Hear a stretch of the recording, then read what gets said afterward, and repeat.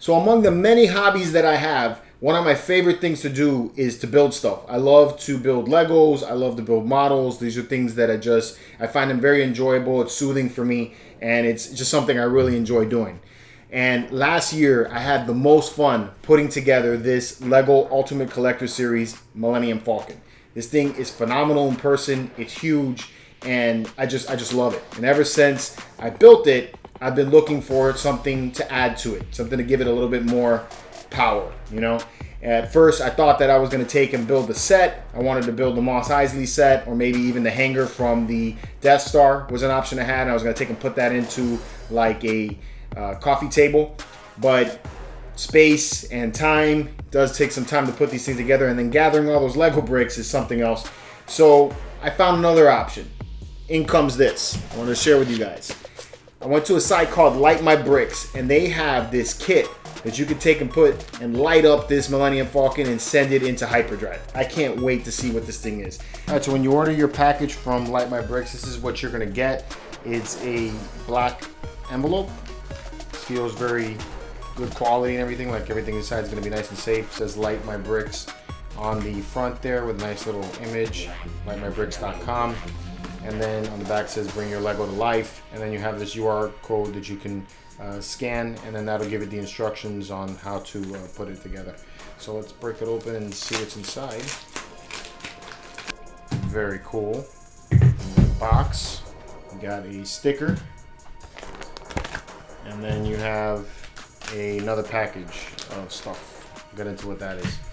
All right, so this box here looks very similar to the box that I got from San Diego Comic-Con, where I get my badges at when I go to the convention. Very cool, very nice material. I like the looks. Looks like quality, so I dig that. This is actually like in some raised font, so that's nice. And then you got a sticker of the light kit that you're getting. So you have the Millennium Falcon right there, and it's a light kit, so very good. And let's see how this opens. It's got like a magnet here, holds into place, and pops open. We got the LED instructions here. It says user guide. All right, so you got a user guide. You got a little card here. It says thank you, and it's time to light up. Very cool. And then you have the various lights. So you have lighting components, another lighting components. Let's spread this all out here. A couple more here. This looks like this is gonna be fun. This package, this was the extra part they sent me. It's a USB connector. Normally you don't get this when you order the package. You have to power it up by a battery. But this will allow me to plug it into an outlet, and then I can light it up. So it's gonna be dope. And another sticker. All right, there's everything all laid out, everything that you get with the box. I'm really pumped and excited to get this inside of the Falcon, so let me get to it. So let me start off by saying that I have absolutely zero experience putting lights into anything, whether it be models, or Lego bricks or statues or anything whatsoever. But when you go to their website, which is listed on the package called guides.lightmybricks.com, you get these instructions that are set for your specific kit that you have. And so whether you're doing a different kit, you'll have different instructions, but it has some very detailed and very easy to follow steps on how to assemble the light kit, how to hide the wiring, how to route it through the Legos and make everything look nice so it's very well hidden. Now this total kit costs $112.99, and I'm leaving a link in the description below. In case you guys are interested in picking it up, you can go directly to the website and check it out. This entire assembly took me roughly about 4.5 hours, but I'm doing this video in a time lapse so that I could show you everything that went into the assembly, obviously without having to spend that much time. 4.5 hour video, I don't think you guys would sit through. So hopefully, you guys can get some good information on this, and it could be an asset to you, for you guys if you decide to go through with this assembly. You have some reference besides the instructions that they provide. So right off the bat, they start us out with the engines, which is probably the most fun part of it, and the easiest and the most rewarding part of the whole build, because obviously the lights on the engines is what looks so cool. So once you get done with this and you feel all confident, then you can move on to the harder aspects of the lights. So one of the things to note about this is that the connectors that go into each one of these lights are extremely small, and very hard to see, especially for an older guy like me. So, you know, borderline on bifocals here. They're so tiny that you got to really like look at where you're putting them in. So you have to be very, very careful when you're plugging them into each connector. And once you're done with the engines, you move into the hanger section, where you start putting in the lights for each one of the corridors and some of the electronics in there. They have some blinking lights which look really awesome, as well as the hyperdrive. And all of that is done very well. The lights are nice and bright, and they give you a realistic look and feel to the kit. Brings it to life, makes you feel more like in the movie. So I really dug the way that came out. Now, beyond this part being hard because of how small the connectors were, there's also routing the wires through each one of the holes on the Legos, and then, you know, through each section so that you can hide the wires very well. And you know, the instructions, like I say, all lay that out on how to do that exactly. But still, it's a little bit of a challenge, you know, trying to push a little thin wire with a connector through a hole on a Lego, especially after everything is assembled, is a little bit of a challenge. But, you know, like I said, very easy to follow along. Just, you know, make sure you're following the instructions as you do it. Now, while the instructions are extremely thorough, I will say that having to disassemble some of the sections of the Millennium Falcon after it's been built, as long as mine has been built, is a little bit daunting. You know, mostly because once you take it out, sometimes I had a hard time remembering exactly how that went back in. But, you know, with the pictures that they provide in the instructions, it does aid along with, you know, where to put things. But there's still some sections, like in the top plates that cover all of the hangar area and the engines. You know, there was some sections that I had to try to remember and try to fit and see what exactly went back into place in order to make everything look the way it did before.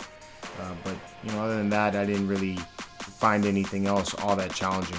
Also, another thing that I saw while I was building is that the wiring that they gave you is pretty exacting. I feel like in some areas there was like too much wire that they were giving me, but then in other areas they gave me just enough. So I felt like in some spots there was kind of like a little bit of tension there. Kind of wish they would have given a little bit more wire in some spots, especially where it meets into the connector that controls the guns. That one is far into the center, and the wiring is I felt was a little bit short.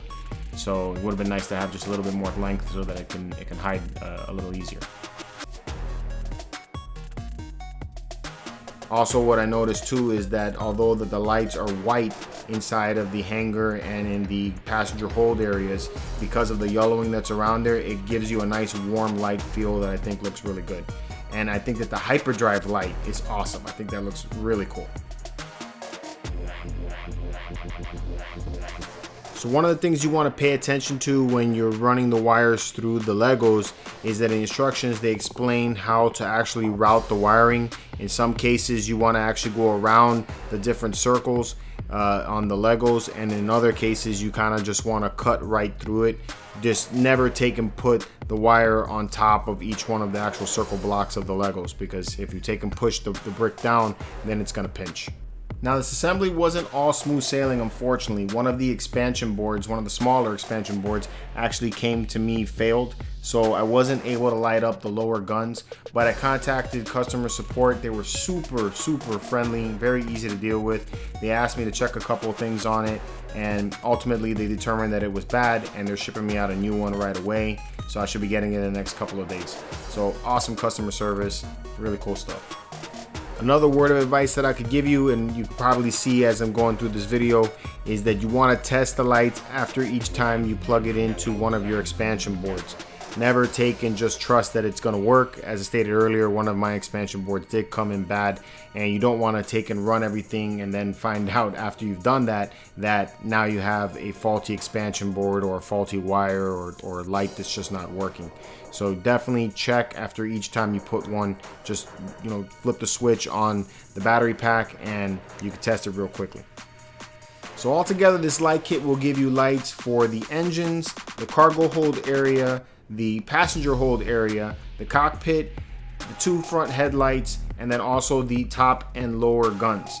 And what's also pretty neat is that the top and lower guns actually blink, and you can change the speed and the tempo of the blinking so that you can have the guns firing in different ways. So I think that's really cool.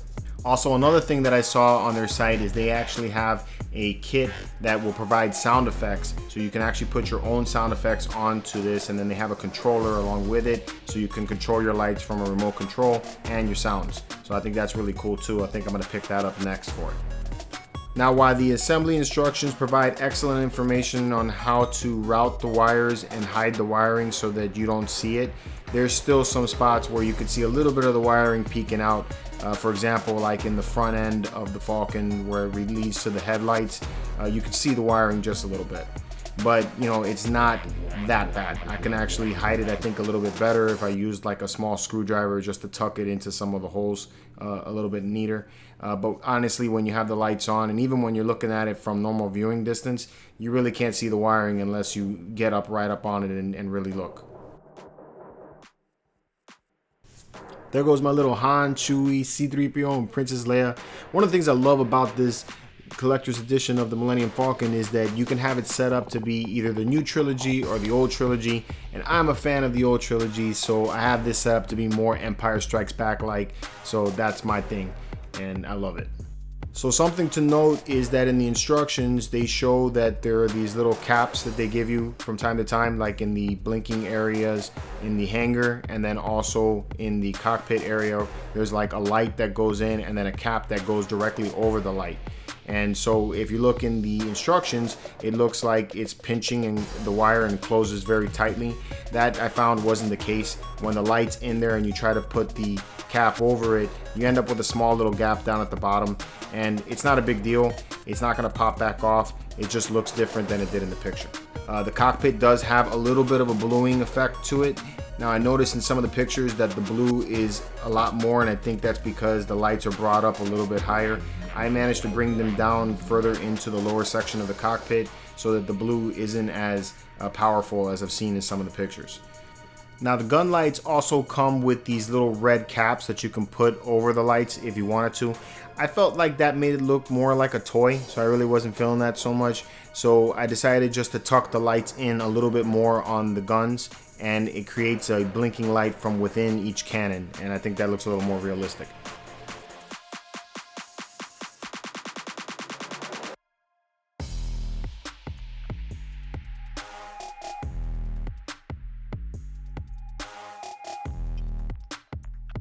Alright, so there it is, all put together. I have to say, it is one cool looking thing to see in person.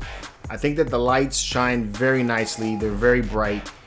You know, it looks really nice in the dark, looks really good. The cockpit does have a little bit of a bluing effect to it. So all in all, I give this kit a super thumbs up. I can't recommend this enough. If you are into Legos like I am and you want to light them up and give them some life, you got to absolutely use this company. They do some great stuff, and they have great instructions to help you go along the way. Also, if you want to customize the lights into anything that you want to, you can buy lights separately there to do so. So you can add even more lights to your kit. But I'm extremely happy with what I got. So I hope that you guys found this video fun and informative. Please give me a thumbs up on the way out. And until next time, keep it marvelous.